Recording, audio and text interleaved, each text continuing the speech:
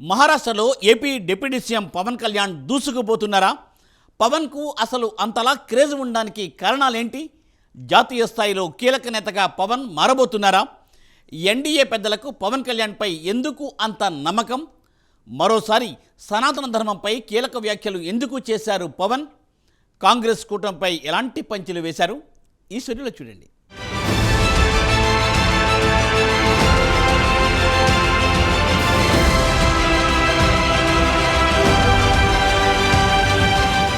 మహారాష్ట్రలో AP deputy CM Pawan Kalyan దుమ్మురేపుతున్నారు. ఎన్నికల ప్రచారంలో దూసుకెళ్తున్నారు. బీజేపీ అభ్యర్థి జయ చౌహాన్ కు మద్దతుగా మరఠ్వాడాలో ప్రచారం నిర్వహించారు. డెగ్లూర్ బహిరంగ సభలో పాల్గొని ప్రసంగించారు. అనంతరం లాతూర్, షోలాపూర్ రోడ్ షో నిర్వహించారు. అడుగడుగునా పవన్ కు ఘన స్వాగతం లభించింది. కూటమి నేతలు, కార్యకర్తలు, అభిమానులు భారీగా తరలివచ్చారు.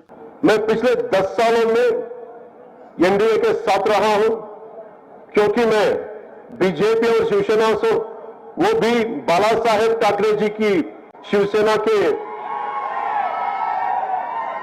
विचारों पे चलने वाला व्यक्ति हूं. शिवसेना और जनसेना दोनों ही सनातन की शिवसेना और जनसेना दोनों ही सनातन की रक्षा के लिए समर्पित सेनाएं हैं.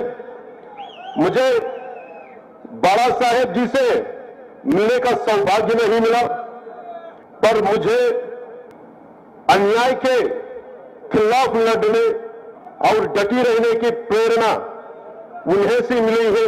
इसलिए मैं इस मंच से उनको, बाला साहेब ठाकरे जी को मैं नमन करना चाहता हूं, जिनसे मुझे जनसेना के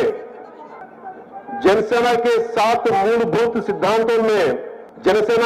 मूलभूत सिद्धांतों में से एक सिद्धांत प्रांतीय हित के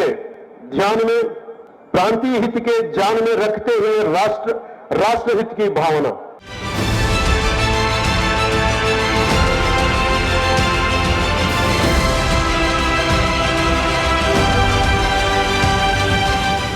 మరాఠీ గడ్డపై సనాతన ధర్మంపై మరోసారి స్పందించారు పవన్ కళ్యాణ్. బాలాసాహెబ్ ఠాక్రే నుంచి ఎంతో నేర్చుకున్నానన్నారు. సనాతనాన్ని రక్షించేందుకు శివసేన, జనసేన ఆవిర్భవించాయన్నారు. అప్పట్లో అన్యాయంపై శివాజీ పోరాటం చేశారని, ఇప్పుడు మళ్లీ అలాంటి పోరాటం చేసి సనాతన ధర్మాన్ని కాపాడాలన్నారు. మోదీ నేతృత్వంలో దేశం దూసుకెళుతోందన్నారు. అన్యాయంపై తమ కూటమి పోరాడుతోందన్నారు. ఠాక్రే లక్ష్యాలను ఎన్డీఏ సర్కార్ పూర్తి చేస్తోందన్నారు.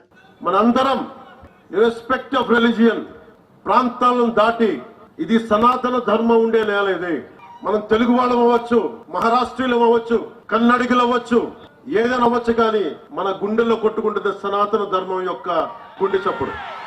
జనతా చాహితే మీరు ఎలా కోరుకుంటే కాలం అలా మారిపోతే, మీరు భయపడితే సనాతన ధర్మం కోసం మీరు భయపడతారా? సనాతన ధర్మాన్ని రక్షించుకోలేరా? ఈ దేశం ఒకసారి మతపరంగా విడిపోయింది ఈ దేశం. ఇది సెక్యులర్ కంట్రీ. ఇది సనాతన ధర్మాన్ని బలహీనమైన ధర్మం కాదు, అది చాలా బలమైన ధర్మం. భరిస్తాం, ఆలోచిస్తాం, సహనంతో ఉండమని చెప్తాం. కానీ హైదరాబాద్ నుంచి వచ్చి మేము వస్తాం, చూస్తాం, చేస్తామంటే అక్కడ దాకా అవసరం లేదు. తోడినా పోడినా జరుగుతున్నాయినా చాలా సింపుల్ గా, ధైర్యంగా ఇది మన నేల, ఎక్కడికి పారిపోతాం? తలవార్లు పట్టుకొని వస్తే చేతులు కట్టుకొని కూర్చుందాం. ఎవరికి దమ్ముంది చేయడానికి?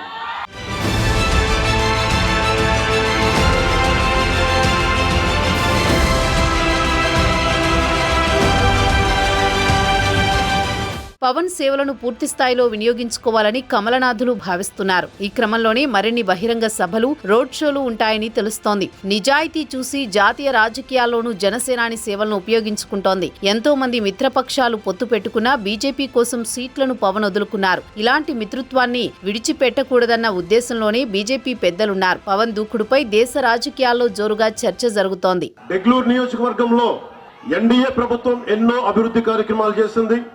ఎన్డీఏ ప్రభుత్వంలో ప్రభుత్వ విశ్రాంతి గృహం, డెగ్లూర్ బిలోలి పోలీస్ స్టేషన్ నిర్మాణం, డెగ్లూర్ కోర్టు నిర్మాణం, బిలోలి కోర్టు నిర్మాణం, హేమంత్ పంతి ఆలయ నిర్మాణం, కుందల్వాడి నుండి బిలోలి రోడ్డు మార్గం కూడా నిర్మాణం పూర్తయింది. అలాగే హర్ ఘర్ జల్ యోజన పథకం కింద 50% పనులు పూర్తయ్యాయి.